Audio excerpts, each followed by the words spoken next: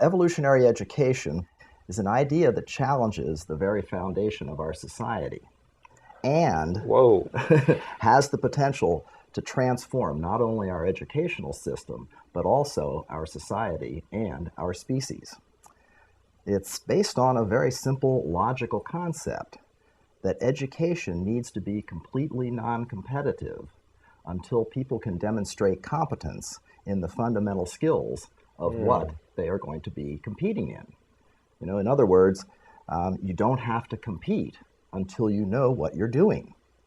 So That makes sense. Yeah. So by learning to work together and see each other as partners instead of competing against each other and seeing others as adversaries, this approach will not only enable our educational system to be significantly better, but it will be the catalyst for our species to evolve to higher levels of consciousness and begin to solve the myriad problems facing us.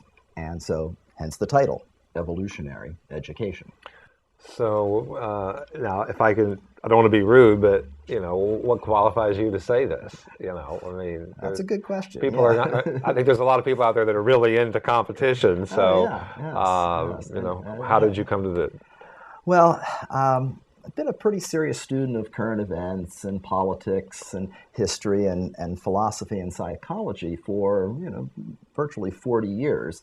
But the main thing where I've gotten the experiential end of this is I've been playing the highly competitive and challenging sport of tennis for 40 years and doing all the training that goes into that. And then I've been teaching the game for 35 years. And during this time, I've spent over 20,000 hours on the court observing humans in the learning environment.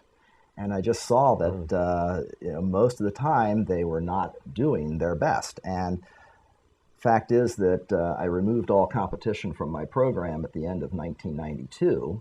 And so since then, I've taught 10,000 hours in a non-competitive environment. So I believe I've got a little experience there to back up what I'm saying. Sure you do.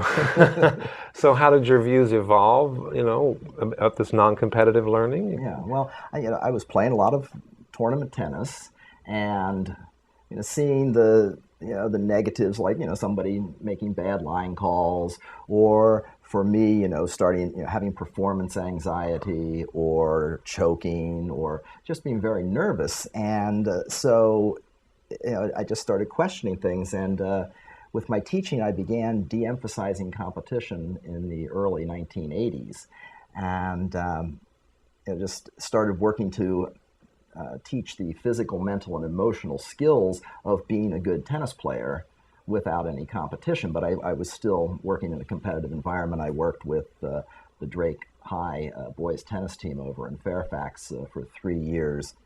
And when I started with them, the first year they had a 1-13 record. Ooh, not so good. Right.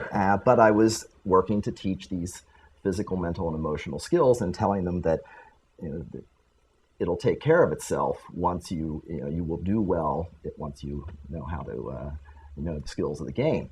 And so at their end of the season banquet, I stood up in front of them and I told them that, hey, if you guys work for the next 2 years, that there's a good chance that you can win the county championship. And of course, they thought I was nuts because we just ended up 1-13, Brent. I mean, how are you telling us that we're gonna do that? But fortunately, they stayed with it, and the next year they were 7-7, and so I kept working on the skills, and the next year they ended up 14-0 and won the county championship for the first time in 25 years and beat the big powerhouse in the county. And wow, fantastic. Yeah, so but there I go, competitive. Right. but it is fun. Right. But that's the thing. I mean, that was the final straw for me. I mean, it was great. Yes, we won, and that was very cool.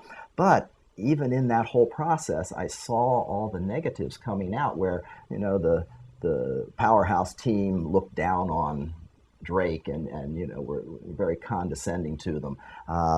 Inter-team rivalry for people trying to work for positions on the team, and just a lot of negativity there.